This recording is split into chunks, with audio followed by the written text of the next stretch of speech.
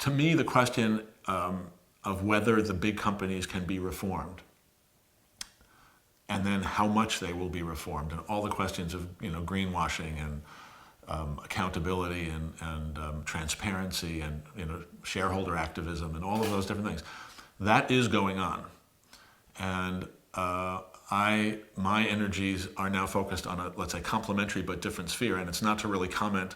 I mean, we can discuss it if you want some more about how, do we think that's going to work and how is it going to work.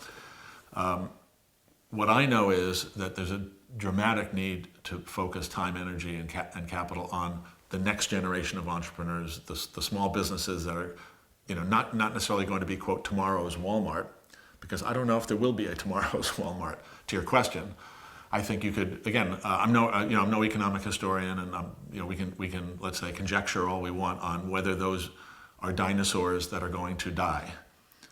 I mean, there's a certain logic that says yes, these are linear ways of thinking that are reaching a point of absurdity, and they're not going to be able to continue. Ask the question, how big, when's McDonald's going to stop growing? There are 31,000 McDonald's on the planet. Can we sustain 50,000? Can we sustain 20,000 McDonald's in China? There's water issues, there's grain issues, there's a million issues, nutritional issues, all kinds of different questions about the sustainability of that trajectory, and that's all of the big companies are on that trajectory, which is growing, no end in sight, no company that's too big. Whatever that is, I know what we need to do is what I need to do is work with the entrepreneurs who are growing the next generation of small independent businesses, because those businesses represent diversity.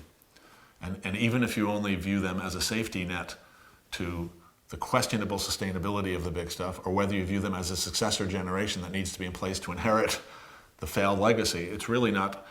Either way, we need to devote resources to this next generation. So that's, sometimes I also think of a formula. I found this to be useful when people are thinking about it. So think about the following formula. 98.6% Google plus 1.3% Stonyfield, I'll explain Stonyfield in a second, plus 0.1% Butterworks equals 100%. What the hell does that mean? Well, it's a playful way of saying basically 98.6% of our financial selves, if you will, are focused on high-tech, virtual stuff, some of which is really cool and really important. I'm not saying this in any way to scapegoat Google in any way. I'm just saying, it's an easy way to frame it. 1.3% is Stonyfield. What's Stonyfield? Stonyfield is an organic yogurt company based in New Hampshire. It's now the largest organic yogurt manufacturer in the world. Probably around $350, $400 million in revenue now, part of Groupe Danone from France. But kind of leading the way for you, if you want to say mid-sized, organic, getting organic product into the mainstream.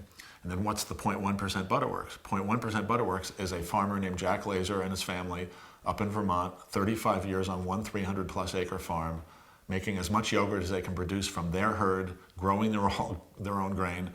Could be considered an icon of sustainability. It's about as sustainable a food enterprise as I've ever seen. And he has a $1 million yogurt business that he's grown over 35 years. And he just, he sells in the New England region, and it is a fantastic product. Anybody who likes yogurt, I will argue this is as good as you can get in a commercially purveyed yogurt of any kind. And so if you take that continuum, Google, Stonyfield, Butterworks, and you could plug in anything you want in Google. Let's put Walmart in there for a second, just given this discussion instead of Google, it'll be easier. So Walmart, Stonyfield, and Stonyfield is selling to Walmart, by the way. They're putting their yogurt on Walmart shelves. Butterworks.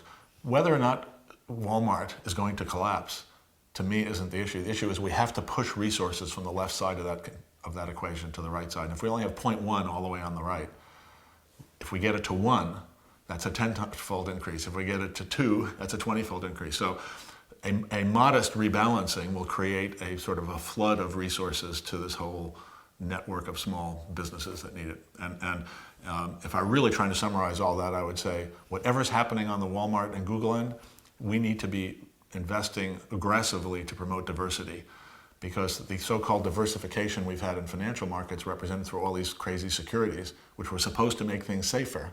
Everyone forgets, we almost forget. They were all invented to minimize risk. And they ended up creating false diversification and increasing risk.